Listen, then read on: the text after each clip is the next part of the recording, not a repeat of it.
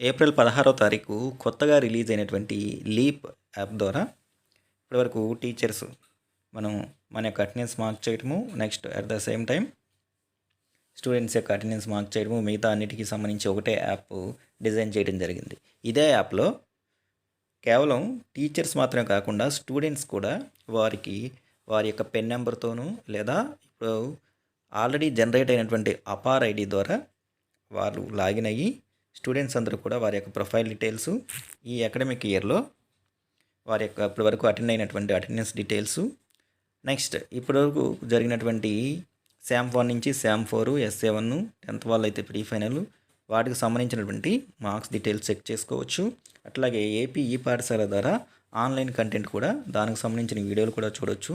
ఇవన్నీ కూడా స్టూడెంట్ ప్రొఫైల్లో మనకి ఇవ్వడం జరిగింది. అంటే స్టూడెంట్ తనంతట తానే తన యొక్క పెన్ నెంబరు, అపార్ ఐడి ద్వారా ఇండివిజువల్ లాగిన్ అయ్యి ఇవన్నీ కూడా చెక్ చేసుకోవచ్చు. ఇప్పుడు ఈ వీడియోలో ఇంతకుముందు వరకు మనం డిపార్ట్మెంట్ అనే ఆప్షన్ ద్వారా యాజ్ ఎ టీచర్గా, యాజ్ ఎ ఆఫీసర్గా లాగిన్ అయ్యి మనకు సంబంధించినవన్నీ చూసాము. ఇప్పుడు స్టూడెంట్ అనే ఆప్షన్ ద్వారా స్టూడెంట్కి సంబంధించి లీప్ యాప్లో కొత్తగా డిజైన్ చేసినటువంటి ఈ profile details, attendance details, marks details, online content ఎలా చూడాలనే విషయం గురించి ఇప్పుడు మనం ఈ వీడియోలో ఒకసారి చూద్దాం.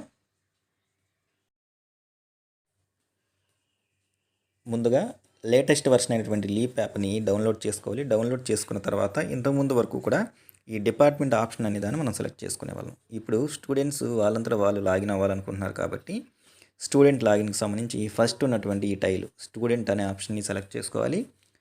సెలెక్ట్ చేసుకున్న తర్వాత యాజ్ ఎ టీచర్గా, ఆఫీసర్గా కన్సర్న్డ్ ఎంప్లాయీ యొక్క ట్రెజరీ ఐడి, దానికి సెట్ చేసుకున్నటువంటి పాస్వర్డ్తో లాగిన్ అయ్యేవాళ్ళం. కానీ స్టూడెంట్స్కి సంబంధించి వాళ్ళకి లాగిన్ క్రెడెన్షియల్స్ ఏమి ఇచ్చారు అంటే ఇక్కడ మనకి క్లియర్గా మెన్షన్ చేశారు.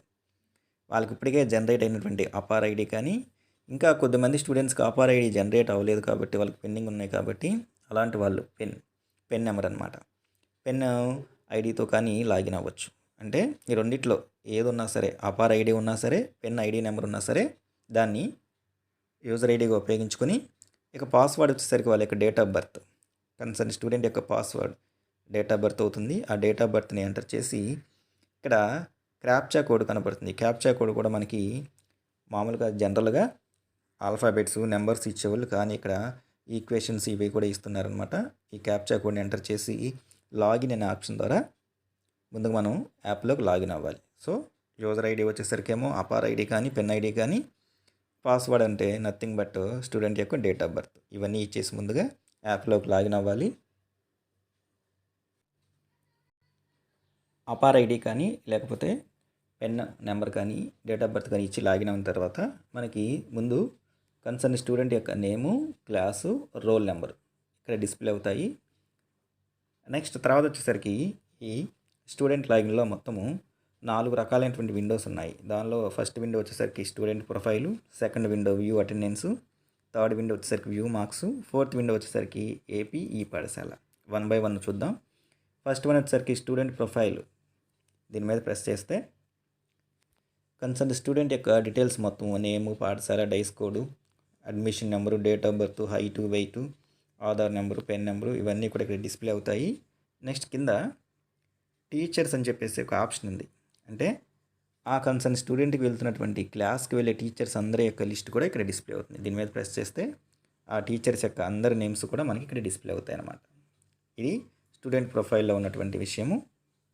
సెకండ్ వన్ వచ్చేసరికి వ్యూ అటెండెన్స్, దీని మీద ప్రెస్ చేస్తే ఈ అకాడమిక్ ఇయర్లో అంటే 24-25 అకాడమిక్ ఇయర్లో ఇప్పుడు వరకు జరిగినటువంటి నెంబర్ ఆఫ్ వర్కింగ్ డేస్ ఎన్ని, కన్సర్న్ స్టూడెంట్ ఎన్ని డేస్ ప్రెజెంట్ అయ్యాడు, ఎన్ని డేస్ ఆబ్సెంట్ అయ్యాడు, అట్లాగే అతను ఎండిఎం ఎన్ని రోజులు తిన్నాడు అనే డీటెయిల్స్ కూడా మనకి ఇలా రావటం జరుగుతుంది అనమాట. గ్రీన్ కలర్లో ఉన్నదేమో ప్రెజెంట్ అయినటువంటి డేసు, ఆరెంజ్ కలర్లో ఉన్నేమో ఆబ్సెంటు, నెక్స్ట్ ఈ కలర్లో వచ్చేసరికి గ్రే కలర్లో ఉంది వచ్చేసరికి మిడ్ డే మీల్ ఆప్టెడ్ అనమాట.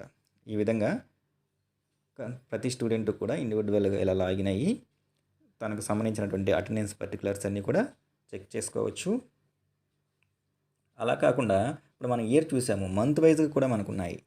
మంత్ వైజ్గా కూడా ఏ నెలలో స్టూడెంట్కి ఎన్ని రోజులు వచ్చాడో అవన్నీ కూడా కన్సర్న్ స్టూడెంట్ ఆ మంత్ని సెలెక్ట్ చేసుకొని చెక్ చేసుకోవచ్చు.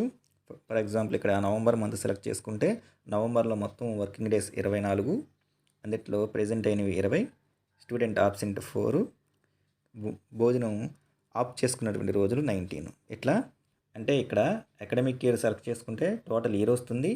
మంత్ సెలెక్ట్ చేసుకుంటే మంత్ వైజ్గా కూడా స్టూడెంట్ యొక్క డీటెయిల్స్, అటెండెన్స్ పర్టికులర్స్ అన్నీ కూడా చెక్ చేసుకోవచ్చు అనమాట. ఇది వ్యూ స్టూడెంట్ అటెండెన్స్ దీంట్లో ఉంది మనకి. నెక్స్ట్ తర్వాత వచ్చేసరికి థర్డ్ టైల్ వచ్చేసరికి వ్యూ మార్క్స్. దీని మీద ప్రెస్ చేస్తే ఇప్పటి వరకు కూడా జరిగినటువంటి అన్ని ఎగ్జామ్స్లో స్టూడెంట్కి సంబంధించినటువంటి మార్క్స్ ప్రోగ్రెస్ మనకు కనపడుతుంది.